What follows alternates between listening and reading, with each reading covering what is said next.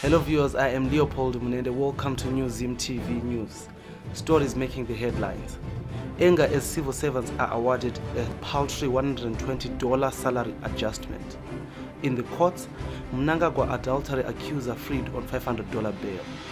In business, 435 exhibitors confirm participation at this year's trade fair. And in sports, Boso manager Madinda Ndlovu expecting explosive clash with Caps on Sunday.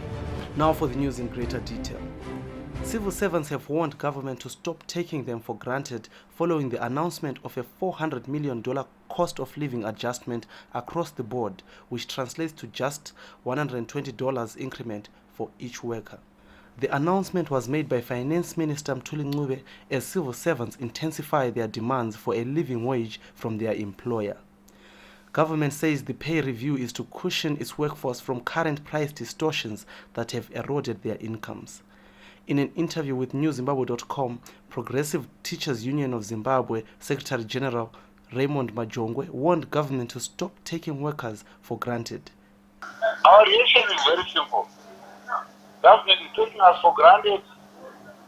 They are slow in reality. They are failing to understand the basics.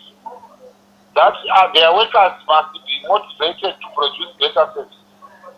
There can never be good delivery where 95% of the workers are disgruntled. So as far as we are concerned, without giving us a 100% salary increment, there's nothing that they are talking about. It's just a joke.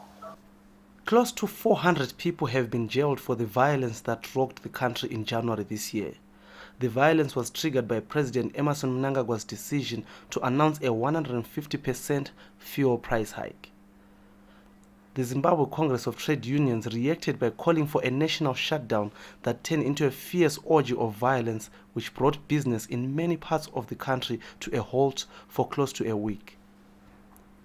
Authorities had announced that 1,000 people, including children, were arrested for the riots that forced Mnangagwa to deploy the army, with at least 17 recorded dead from live ammunition fired by the security forces. Claims of rape on civilians were also made, although no arrest on any perpetrator has followed. President Emmerson Mnangagwa has been urged to continue with his reform agenda and push for better relations with the European Union. EU Managing Director for Africa, Cohen Vaveke, said on Tuesday that the implementation of reforms is going to guarantee better livelihoods for Zimbabweans. This follows his recent visit to Zimbabwe, where he met government and opposition officials.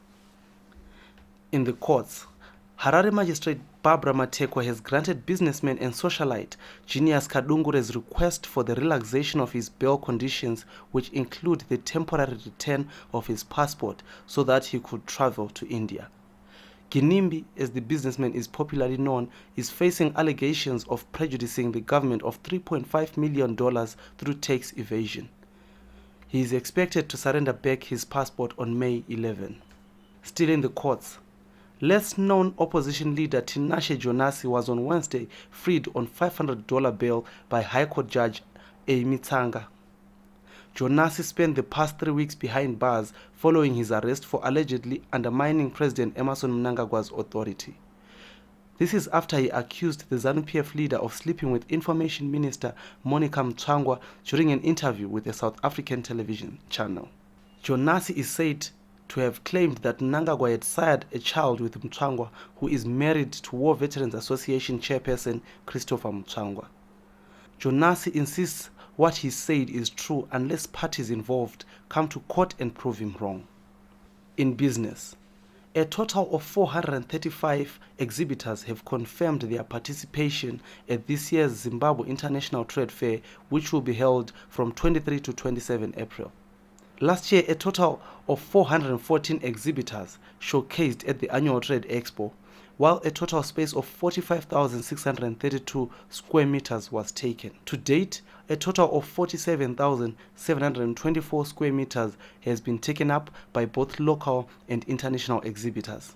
Addressing journalists in Bulawayo on Wednesday, the Minister of Industry and Commerce, Mangaliso Ndlovu, said Harare has the highest number of exhibitors, while foreign exhibitors constitute 5% of the exhibitors. We will be taking a short break. We will be back soon. Fellow friends, family, and my Zimbabwean diaspora, I have experienced death, and I can tell you that death is inevitable, and yet such a big taboo subject as Africans. Please don't put it off. Guarantee your family a decent send-off. Talk to Diaspora Funeral Cashman today. They're just a phone call away, and they will put you at ease when you need them. We end with sports. Highlanders manager Madinda Ndlovu says he is anticipating a potentially explosive encounter when his side takes on Harare Giants Caps United in the first Premier Soccer League blockbuster clash of the new season at Barberfield Stadium on Sunday. Matches between the two teams have always been explosive. The two giants, who are both sponsored by telecommunication provider Net1, head into the season with a lot of ambition, with Caps having raided their rivals' dressing room to snatch the duo of Gabriel Nyoni and Newman Siankali.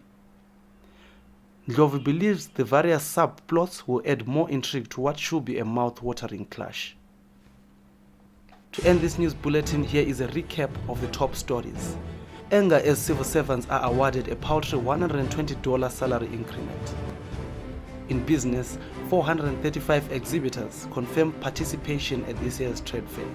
And in sports, Boso coach Madinda Ndlovu expecting explosive clash with Caps on Sunday. Reporting for Zim TV, I am Leopold Munende. For these and more stories, please log on to our website www.newzimbabwe.com. Also subscribe to our YouTube channel, Zim TV.